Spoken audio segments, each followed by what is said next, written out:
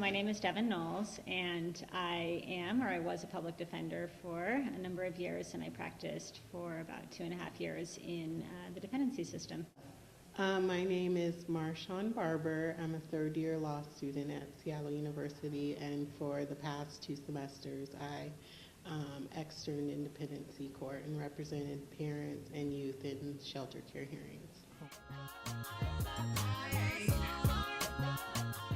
The dependency system is the legal mechanism by which we remove children from their families who are labeled as dangerous, and those children are placed in foster home, typically, sometimes with relatives.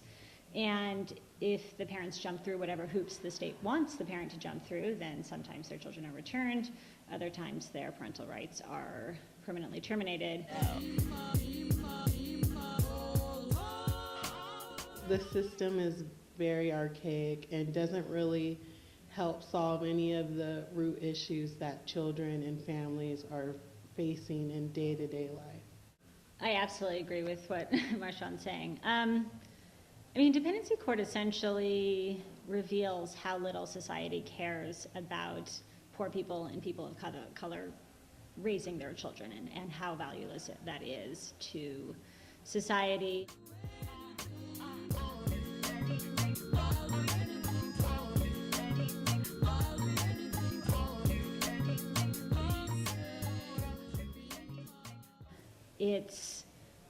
It doesn't, like Marshawn said, it doesn't get to any of the root problems, what's going on with these families.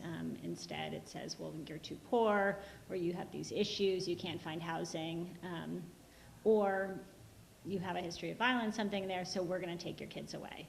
And the idea is that you have to take a particular posture, right? I mean, the posture has to be, you're right, I am a horrible parent. Thank you so much, social worker. Thank you so much, state, for intervening in my family.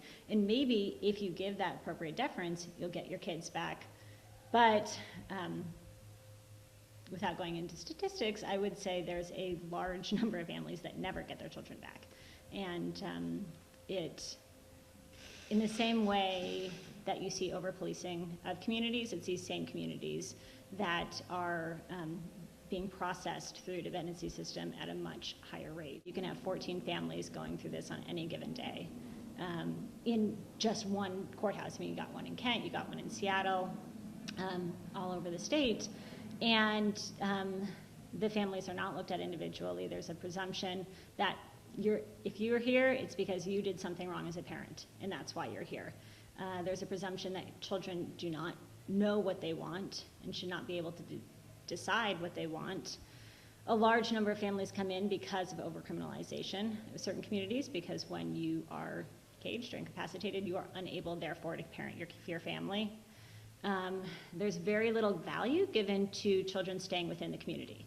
And so there's an incredible process which family members have to go through in order to be able to be placements for the children when they're not placed with their parents.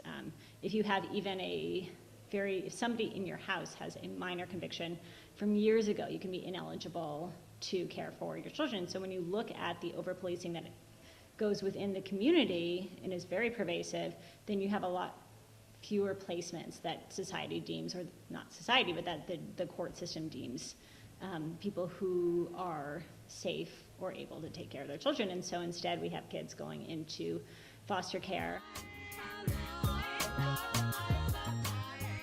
Many times foster care placement does not make children safer, because those parents are many times not equipped to deal with the issues that the children are facing, being torn away from their family, and just the mental and emotional toll that takes on the child and the stress. And in many ways, and many times, children end up running, and if you run, what's going to happen? You're going to be in the juvenile justice center right downstairs and be brought up to court. So in many ways, dependency is a pipeline for the children that you see in dependency right into the criminal justice system at a very young age. Speaking to the dependency part of it, I know the justification has been, oh, well, it's too shameful for people to have their family's history, and the persecution of their family done in public, right? Because right now, and you have these giant rooms and everybody's forced to say exactly what they're accused of doing and how they've been horrible parents in front of everybody else. You have kids who are being exposed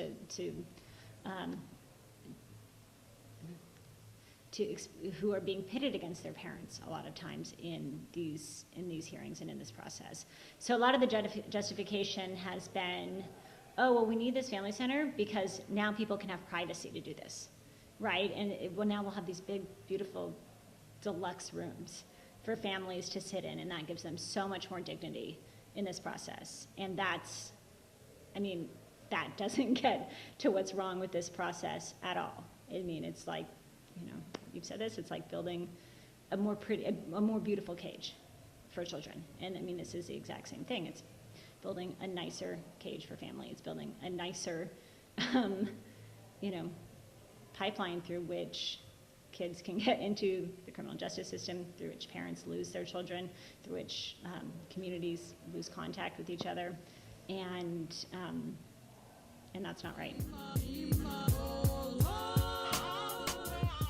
No, I do not, because what we're doing right now is not working. The state is intervening in family lives, and they're doing more destructive things than good. They're tearing families apart, and like I said, they're just bringing bodies that just keep on taking the place of other bodies that are in there, and we're just cycling more children in our community into this system, a system where they have no hope, and once they get out, they're left with very few opportunities to better themselves. Yes, we